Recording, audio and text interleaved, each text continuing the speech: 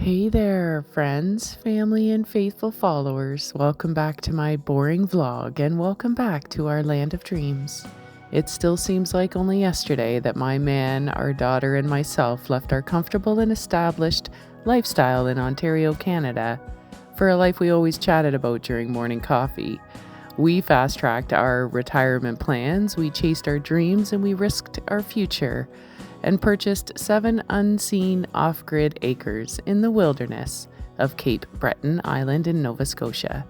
We downsized everything we owned, loaded up a trailer, our dog, 2 cats, an ATV, and hauled them to our new land.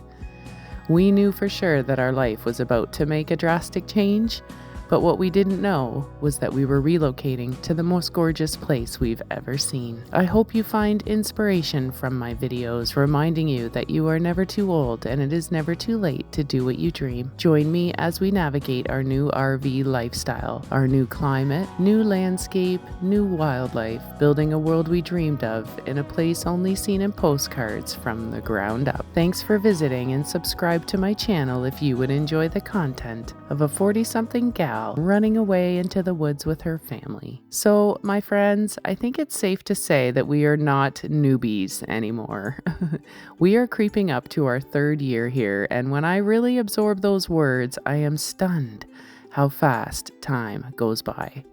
Our first year was filled with so many unknowns. Full-time RV life in a Canadian wilderness is not for the faint of heart. Power, water, warmth, shelter, all necessities that require a lot of brain power, determination, teamwork, and hard labor to establish, specifically when off-grid. We were so very happy to be following our dreams that we didn't even care or realize how much we were working and accomplishing day to day.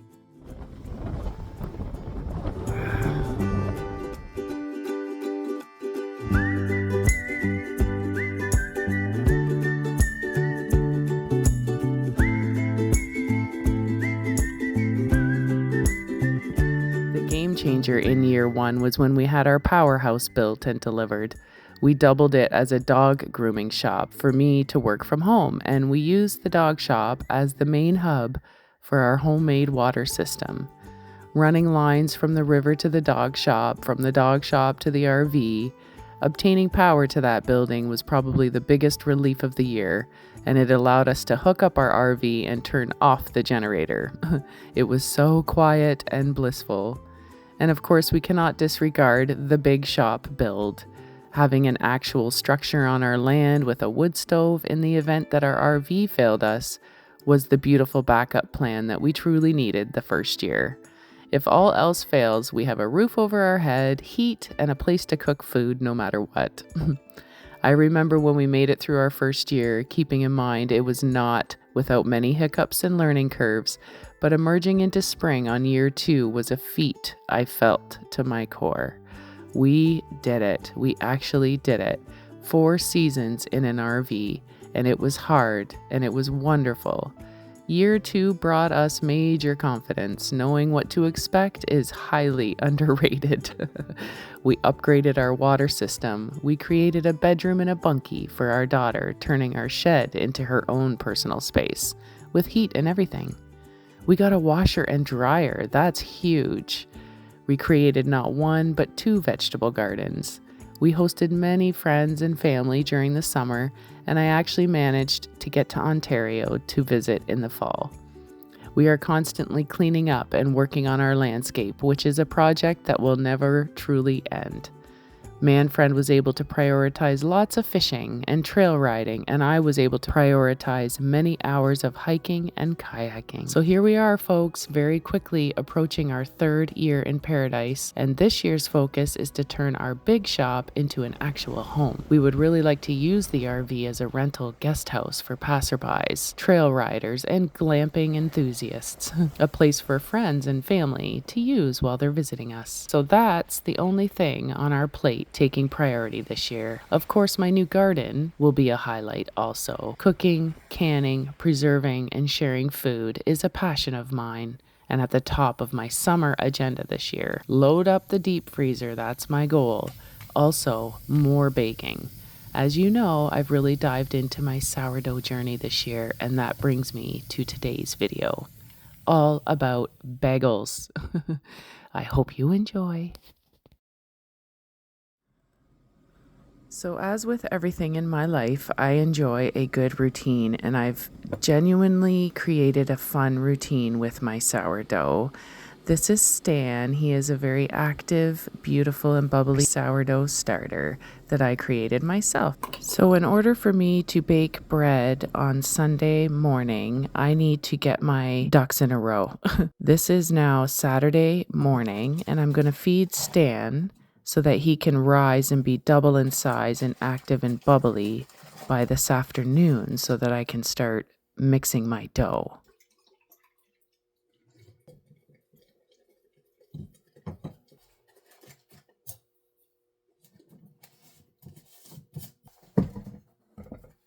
Timing is everything with sourdough, I've come to realize, and it does take a while to just kind of figure out your own system, and the journey is sort of an individual one. Like, you can't really follow anyone else's schedule because everything affects your sourdough. So it's now Saturday afternoon. My starter rose to double the size, and I was able to use it then to make my bagel dough.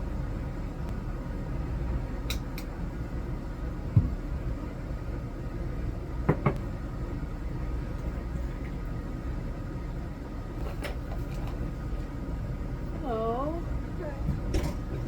How are you? Good. Okay.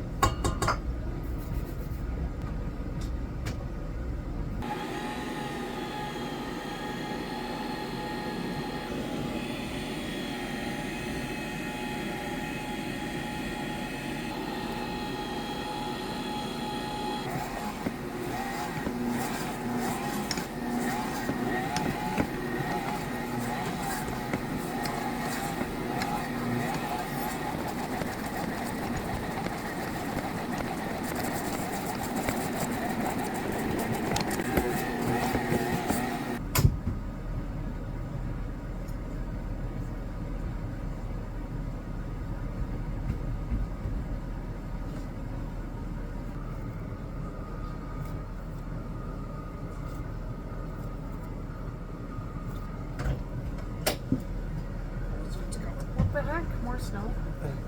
Oh, dishes. Rinsed. Oh, nicely rinsed.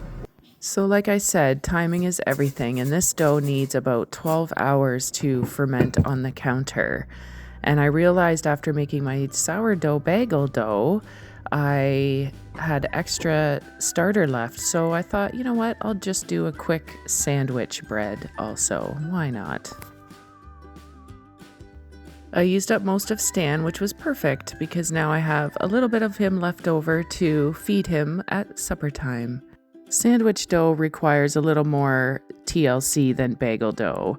So it's now Saturday evening, and I did a series of stretch and folds over the last 2.5 hours. And before I go to bed, I'm going to shape my loaf, let it ferment just for about an hour on the counter, and then put it in the fridge to cold proof until morning.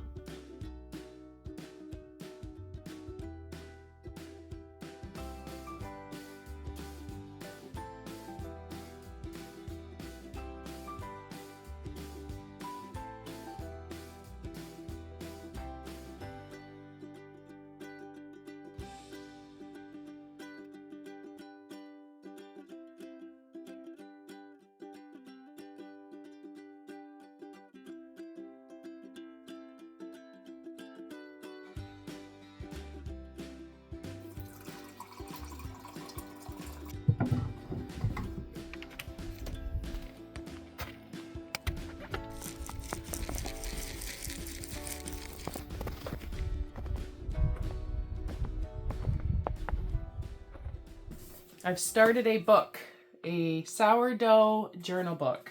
I was going to use it as a guest book in the tent trailer down at the sanctuary for anybody that spends the night there, but obviously I'm the only one that sleeps in there. Oh no, we had friends visit in the summer. They slept down there. I was actually very impressed with that.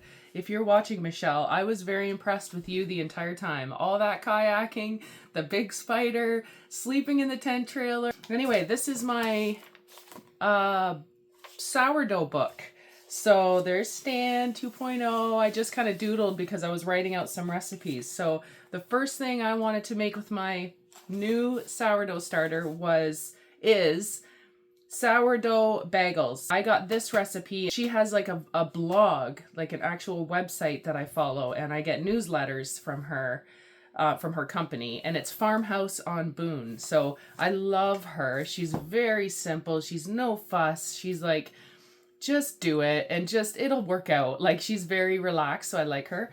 And so I'm following her bagel recipe. I don't have a clue what I'm doing. So first things first, let's separate these bagels.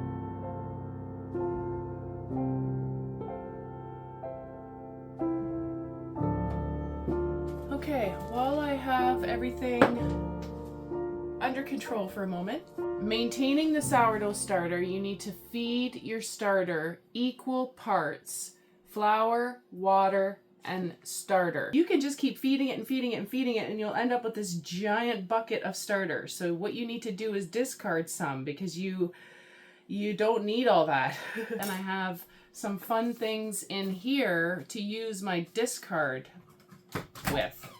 for. So I'll show you.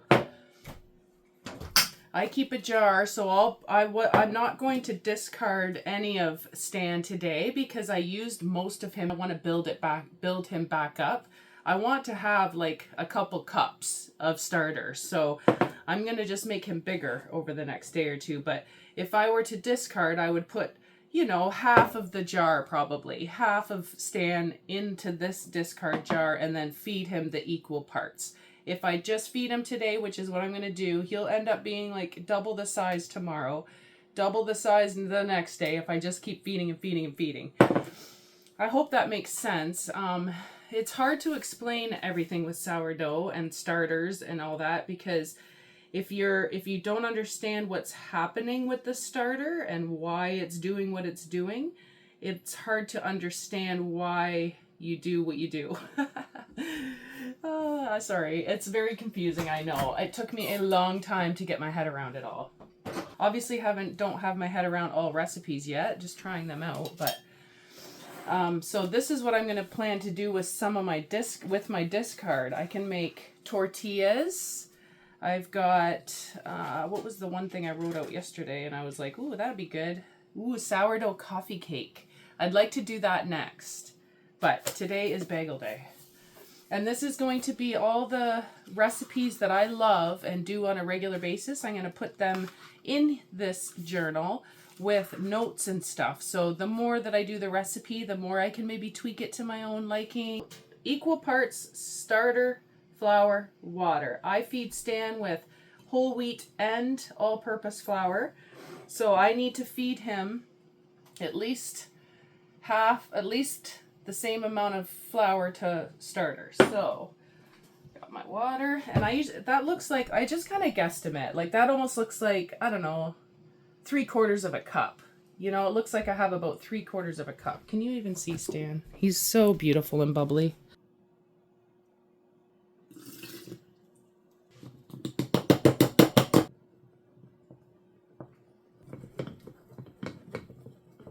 There, so now you can see I've almost doubled him. So I'm going to move my elastic band up, and what's going to happen is he's going to double up in size, and I can use him probably around 130 to make up more bagel dough.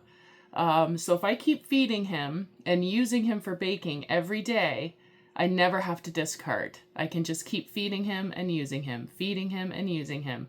If you're not going to bake, you can just feed him if you want, but again, it's just going to get more. So you have to get rid of some. If you're not going to use it for baking, you have to either throw it out or keep it, as they call it, discard. So that's what discard is. Now, Stan is past the starting stage of his life. So he's graduated to the maintenance phase. So now I just have to maintain him. He is an active, I would say like mature starter, so I can use him every day, and all the cultures in here are good to consume. So even the discard I can now eat. We can now consume the discard. So there, I've marked where it is, and then I'll know how much it grows. And once it gets to be like double in size, I can use it for baking. That just means it has enough bubbles in there to rise the bread. If you let it grow, eventually it will start, it's just basically eating the flour that you're giving it. So Stan is going to eat all this flour, but if he eats it all, he's going to start to eat it all and consume it all. So it goes back down to your line. And that's okay. It can do that, but then you have to feed him again. And he will start to starve if you don't feed him. They do starve. So I feed my Stan. I leave him on the counter, so I feed him every morning and every evening. I feed him every 12 hours to keep him really strong and healthy. If I don't need to use him all week, I could put him in the fridge and feed him once a week. If I put him in the fridge, he's only going in the fridge for a couple days, and I got to take him back out to get him warmed up and fed for the weekends baking, or that one time I want to bake. So I'm just going to keep him on the counter and use him every day. I'm going to make bagels and freeze them, make breads and freeze them. I'll just keep baking and baking until I have nothing left to bake, which will never happen. So he will sit here on the counter, probably rise up and be ready for baking in 4 hours. Sometimes it can take up to 8 hours. Some people it's 12 hours.